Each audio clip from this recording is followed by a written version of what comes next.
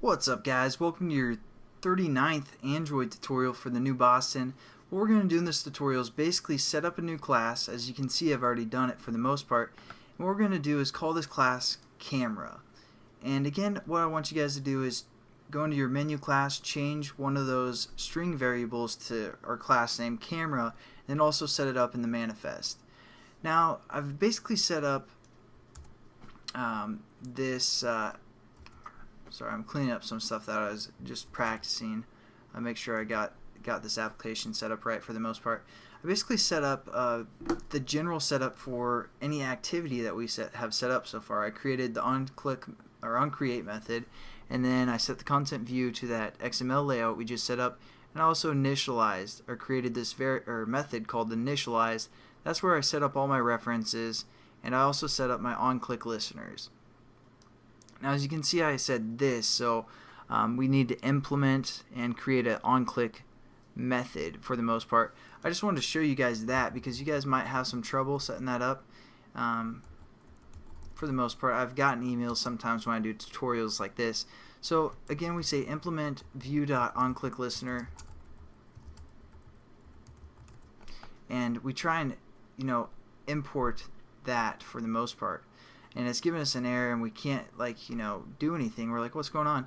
What I like to do is just basically type out view for the most part, and then let's see if we can import it like that. Yeah, just hover over it after you type view within your actual class. Then you just hit import view, delete this here, and then it's pretty much good to go. If not, it'll just ask you to change this to onClick listener and delete the view sometimes, but hopefully that's good to go. I just want to show you guys that that's how you get rid of that error for the most part. And now we can say add unimplemented methods, and I just copied and pasted because I set up basically a switch that would take in, well, I need to change it now, take in the view that was pressed, get the ID, and determine whether it is the set wallpaper button or again the take the picture button. So basically, same kind of setup we've done already, but now what we're going to do is we're going to basically get our application to take a picture and return some data. So what we want to do is we're going to kind of use the same process that we did for our, I forgot what we made for our email application. So we're going to open an intent, and we're going to set that intent equal to basically the camera application. So we're going to say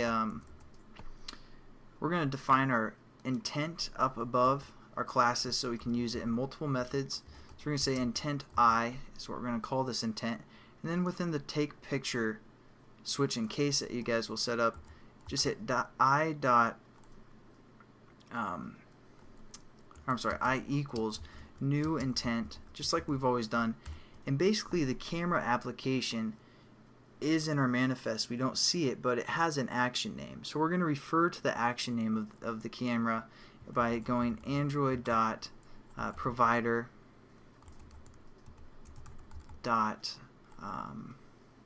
media store. Basically all our media is within the media store package or class.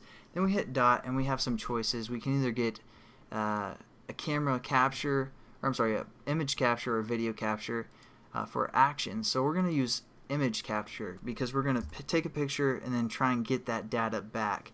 So now what we need to do is basically start our intent. So we're going to say start activity,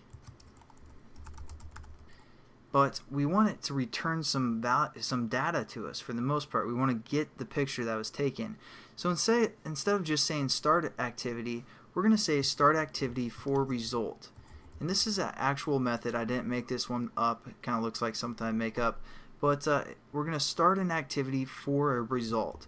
And then within the brackets, what we're going to do is we're going to set up our intent. And then we're going to hit a comma and basically set up a variable that we're going to collect that's going to collect the data. And it's going to be an integer type variable. So we're going to say camera data is what we're going to call this variable. And we're going to set this up.